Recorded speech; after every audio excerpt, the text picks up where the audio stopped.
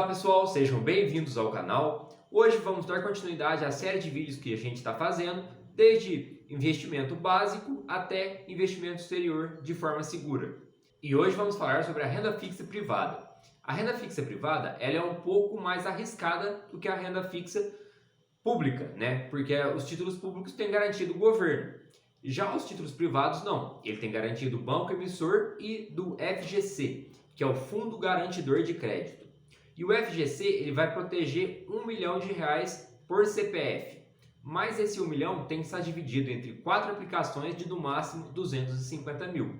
Então se você tiver 4 CDBs ou 4 LCIs que seja de 250 mil, você vai estar garantido.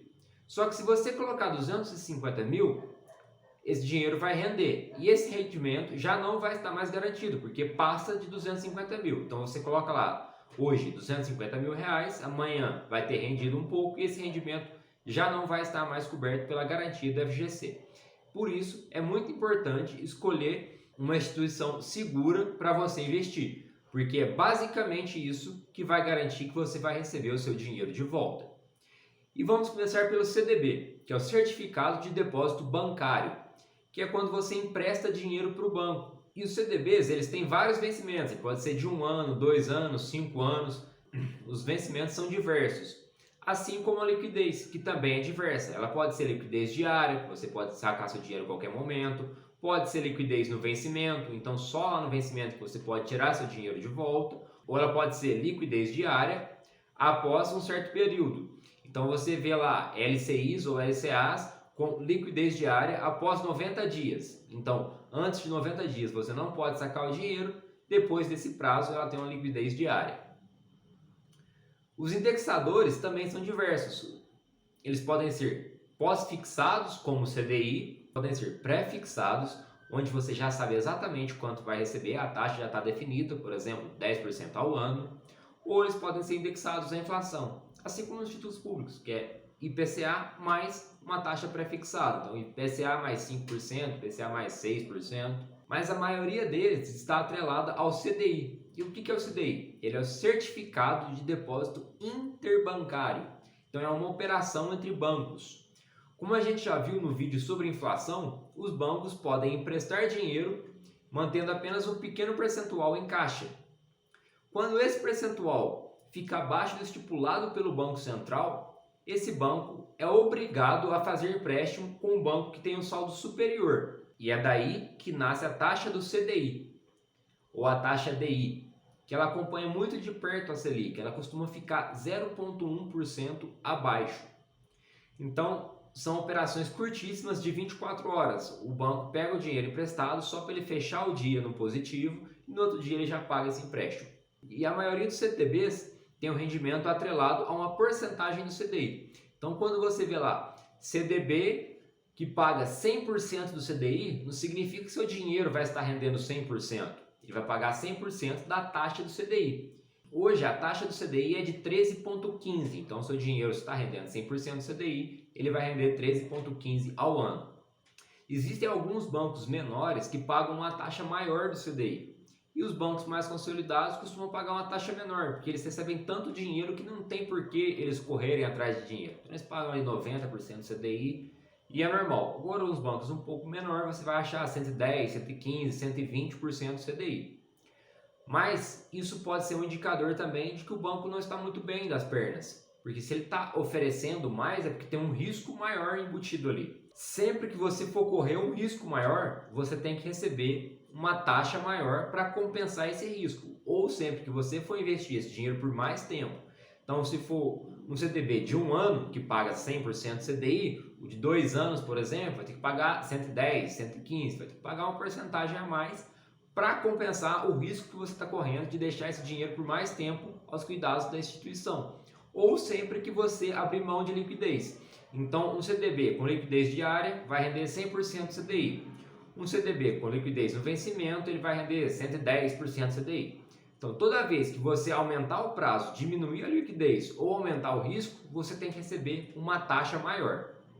E assim como nos títulos públicos, os títulos privados, no caso do CDB, eles vão ter a cobrança de IOF, que zera após 30 dias, e de IR, todos retidos na fonte. E essa tabela de R também é regressiva. Até 180 dias, 22,5%. De 181 a 360, 20%.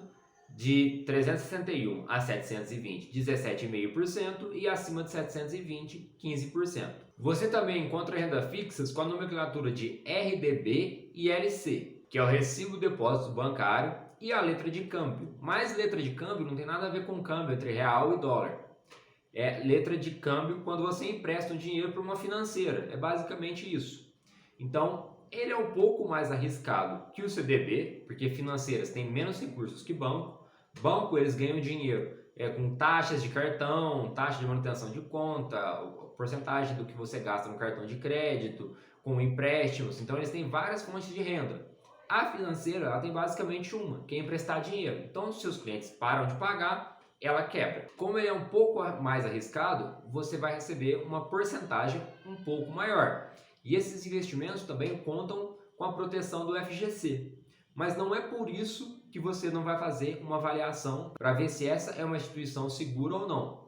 Geralmente, quando a gente faz um seguro de carro, a gente não faz o seguro pensando em bater o carro. O FGC é a mesma coisa. Tem o seguro, mas a gente não pensa em usar. Porque se você precisar usar esse dinheiro, você pode perder os rendimentos, e enquanto o FGC não paga o seu dinheiro, ele não vai estar rendendo. Então você vai ter que esperar receber esse dinheiro para fazer outra aplicação, para aí ele voltar a render. Então você vai correr esse risco maior, vai ter essa dor de cabeça maior, às vezes por uma taxa um pouquinho maior, não compensa. Mas as RDBs e as LCs seguem basicamente os mesmos princípios dos CDBs. A tabela de imposto é regressiva, os indexadores são diversos, pode ser pós-fixado, pré-fixado ou indexados à inflação, e a liquidez também vai ser diversa, diária, no vencimento, após o período.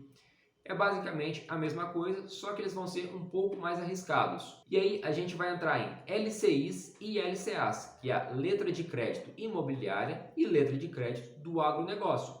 São basicamente as mesmas características, porém com duas mudanças. Quando você empresta o dinheiro para o banco através de um CDB, ele pode fazer o que quiser com esse dinheiro. Já quando você empresta através de uma LCI ou de uma LCA, ele é obrigado a destinar esse recurso para o setor imobiliário, no caso de uma LCI, e para o setor do agronegócio, no caso de uma LCA. E como são setores que o governo gosta de estimular, eles contam com isenção do imposto de renda. Então, basicamente, essas vão ser as duas características que vai diferenciar do CDB, do RDB e da LC.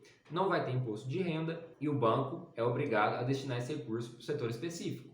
A liquidez vai ser a mesma coisa, ela pode ser diária, ela pode ser no vencimento, ela pode ser após o período. Os indexadores vão ser os mesmos. O vencimento vai ser o mesmo, pode ser daqui a 1 ano, daqui a 2 anos, daqui a 5 anos. Então, é basicamente a mesma coisa, apenas com essas duas diferenças. E como são isentos de imposto de renda, elas costumam pagar uma porcentagem um pouco menor do CDI. Você vai encontrar às vezes 90% CDI. Você fala, não, então o CDB que rende 100%, 110%, ele rende mais. Mas o CDB tem imposto e a LCI ou LCA não. Então como que você vai saber qual que rende mais? É só você descontar o imposto. E é bem simples, você vai pegar a taxa que a LCI vai render, menos o imposto do CDB ou do RDB que seja. Então você vai pegar taxa vezes 1 menos a taxa do imposto, que se for até 180 dias vai ser 22,5 e se for depois de 2 anos vai ser 15. Então vamos supor que você tem uma LCI pagando 90% CDI e um CDB que paga 100% CDI. Qual que paga mais? A gente vai pegar 100% CDI, que é a taxa, vezes 1 menos, e vamos supor que o vencimento é daqui a 2 anos, que é onde a gente vai ter a menor taxa de imposto. Vai fazer 100% vezes 1 menos 0,15, porque é 15% de imposto, que vai dar um total de 85. Então, líquido de imposto, o CDB vai render 85%. A LC, que render 90%, por exemplo, já está compensando mais. Bom, se são títulos um pouco mais arriscados, não tem a proteção do Tesouro Nacional, só a proteção do FGC, mas que tem toda essa dor de cabeça, o que eu preciso olhar para saber se a instituição é segura? Primeiro, a taxa. Se uma instituição está pagando muito mais que a outra, é porque o risco dela é muito maior. Então, aí já é um indicador de que ela está passando por alguns problemas, a não ser em algumas exceções, como por exemplo, promoção. Você encontra hoje promoção de corretoras falando que no primeiro investimento vai render 200% do CDI, mas aí você tem um valor máximo para esse investimento e geralmente é por um período de 3 meses. Então, tirando essas exceções, se o rendimento estiver muito acima dos concorrentes, é porque tem alguma coisa errada acontecendo. Procure sempre empresas que dão lucro, porque se a empresa dá lucro, ela não vai quebrar. Então, o risco é menor. Ah, Lucas, então eu vou tirar meu dinheiro do Inter ou do Nubank, que rende 100% CDI na poupança, mas não dão lucro, então é muito arriscado. Não é bem assim. O Nubank e o Banco Inter são empresas de capital aberto, então você consegue informações dessas empresas de uma maneira mais fácil. Sem falar que o Nubank, por exemplo, acabou de fazer o IPO, então ele está muito capitalizado, ele tem um dinheiro muito bom em caixa. E o Nubank é uma empresa que quer crescer muito, então ele paga uma porcentagem maior nas suas rendas fixas. Por exemplo, a poupança rende 6,5% ao ano. O Nubank paga 100% CDI na poupança deles. Então, essa diferença de rendimento é para atrair clientes. Não é porque eles estão ruins da perna, é porque eles querem crescer muito. E aí, depois que eles aumentarem essa base de cliente, eles vão começar a ter um lucro maior. Mas eles têm um período para fazer isso. Não adianta eles só ficar trazendo cada vez mais clientes para o negócio se esses clientes não geram lucro.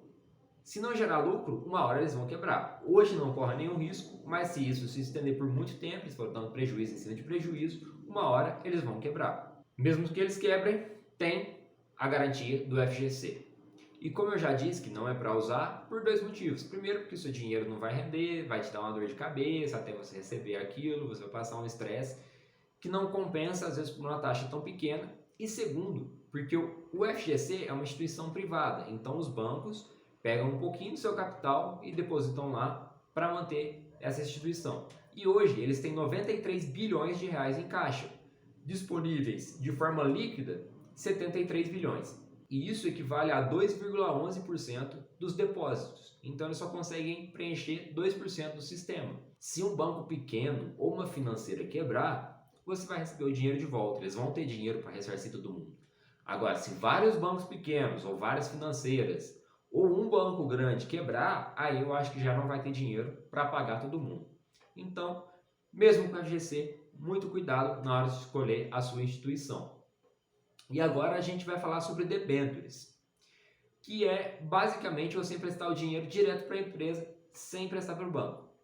Por que isso é bom para a empresa? Porque você pega o seu dinheiro e empresta para o banco a 100% CDI. Ele vai emprestar para a empresa por uma taxa maior, que é assim que eles ganham dinheiro. Eles pegam e te pagam um pouquinho e emprestam juros muito grandes para outra pessoa. Então a empresa, em vez de ela pegar a juros maior com o banco, ela pega diretamente com você esse dinheiro. E as debêntures são um pouco mais arriscadas por isso. Você não tem a garantia do FGC. A única garantia que você tem de que vai receber o seu dinheiro de volta é a palavra da empresa. Então você tem que escolher uma companhia muito sólida, porque se ela quebrar, você não vai receber seu dinheiro. Outra diferença é que as debêntures não têm liquidez. Então, se você comprar uma debênture, provavelmente você vai ter que carregar ela até o vencimento.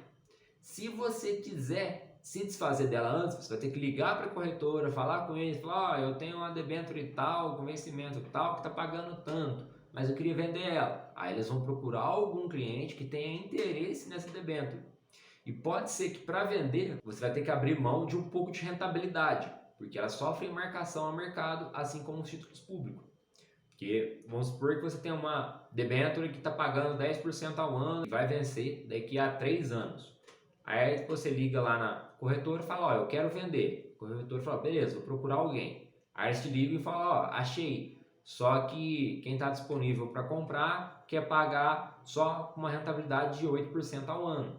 Então, ou você abre mão dessa rentabilidade ou você leva até o vencimento. Os indexadores também vão ser os mesmos. Pode ser indexado ao CDI, pode ser pré-fixado ou indexado a algum índice inflacionário.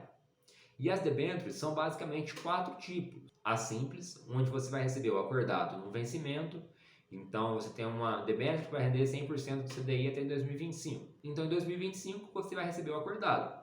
Elas podem ser permutáveis.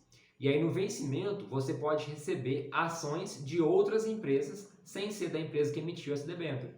Ou elas podem ser conversíveis, que são quase a mesma coisa que as permutáveis, porém, no vencimento, você vai receber ações da companhia que emitiu essa debênture. Ou elas podem ser incentivadas. Debêntures incentivadas são aquelas onde a companhia pega o dinheiro para investir no setor incentivado pelo governo e essas contam com isenção de imposto de renda. As outras vão seguir a tabela regressiva.